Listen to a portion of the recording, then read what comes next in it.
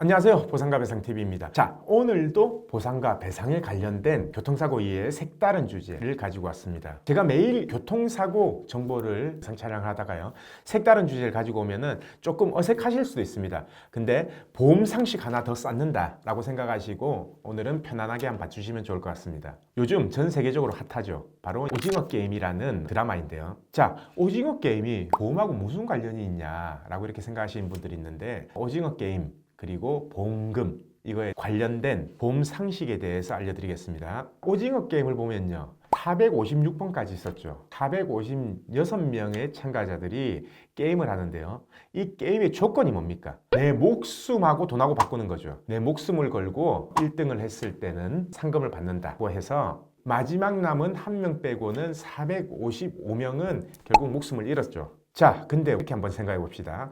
목숨을 잃은 455명, 이 사람들한테 만약에 보험이 있었다라고 한다면 과연 보험금은 받을 수 있었을까요? 제가 항상 보험을 설명할 때는 두 가지로 나눠서 설명을 드립니다. 생명보험회사에 가입하는 보험이 있고요, 손해보험회사에 가입하는 보험이 있습니다.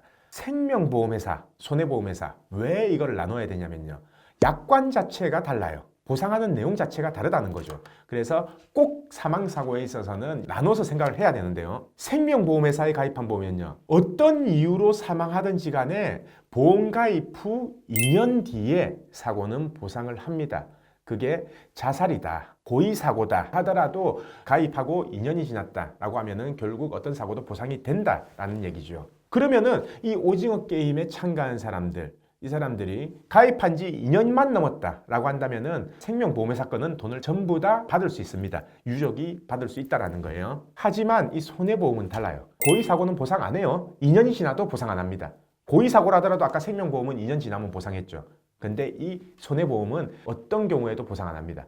단 한 가지 이유를 제외하고는, 그 한 가지 이유는 제가 나중에 예를 들어서 한 개 설명을 드릴 거고요. 고의사고에는 당연한 고의도 포함되지만은 미필적 고의도 포함이 된다라는 거예요. 자, 이 경기에 참가한 사람들의 공통점이 뭐였죠? 자기 목숨을 담보로 한다. 내가 게임에서 지면 내 목숨을 잃는다라는 것을 충분히 인식을 한 상태에서 게임에 참가했죠. 당연히 미필적 고의라도 고의성이 포함되어 있다는 겁니다. 자, 그러면은 손해보험에서 당연히 보상을 안 하겠죠. 그렇기 때문에 게임에 참가한 사람들은 상해 사망보험금은 지급받을 수 없다라는 얘기입니다. 자, 근데 이 게임 중에서요, 일부는 받을 수 있어요. 어떤 사람들이 보험금을 받을 수 있냐? 아마 기억하실 겁니다. 첫 번째 게임, 무궁화꽃이 피었습니다죠.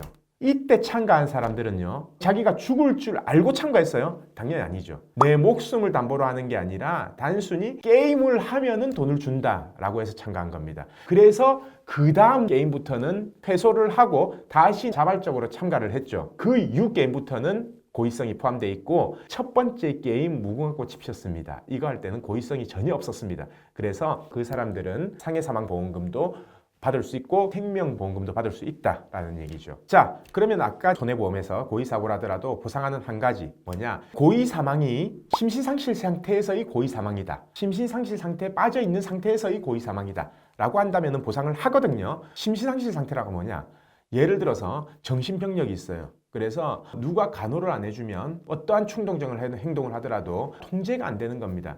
예를 들어서 치매 같은 경우가 있죠. 치매 환자분들 같은 경우에는 정상적으로 생활을 하다가 갑자기 이제 뇌파 변화, 뇌의 기질적인 변화, 뇌의 이상으로 인해서 갑자기 돌발적인 행동을 하고 기억을 상실하고, 이런 경우에는 내 의지하고 관계없이 이 부분 가지고 고의 사고가 발생 충분히 할 수 있겠죠. 그래서 이 부분만은 보상을 한다는 얘기죠.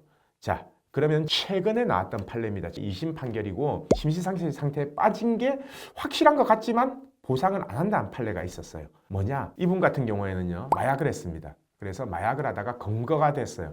그래서 구치소에 수감이 됐고, 구치소에서 난동을 피우고 벽면에 머리를 부딪히고 이렇게 해서 결국은 그 충격으로 인해서 사망을 했거든요. 우리가 봤을 때 마약에 취해서 고의적인 행동을 했다. 그러면 마약을 취했기 때문에 이게 심신상실 상태로 볼 수 있냐? 그게 문제인데요. 마약에 취해서 심신상실 상태에 빠져서 그런 행동을 한 거는 맞겠죠. 그래서 이 유족은 보험사에 보험금을 청구했고 당연히 보험사는 보험금을 부지급했습니다. 왜? 고의사고이기 때문에. 고의로 머리 부딪히지 않았냐? 보험금 지급 못한다 라고 해서 유족은 아니다, 이거는 심신상실 상태에서의 고의사고이기 때문에 약관 있는 그대로 보상을 해라 라고 해서 소송을 제기했던 거죠.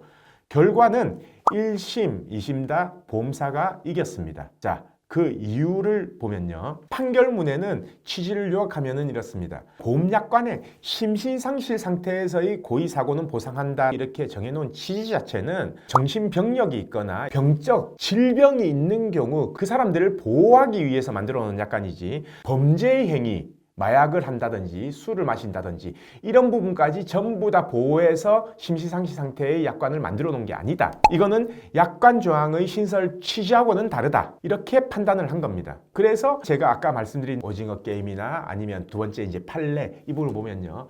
딱 명확하게 구분이 되죠. 생명보험, 손해보험 나눠지고 생명보험은 2년 전에는 고의사고를 보상 안 하고 2년 이후에는 심신상실이든 아니든 고의사고는 보상한다.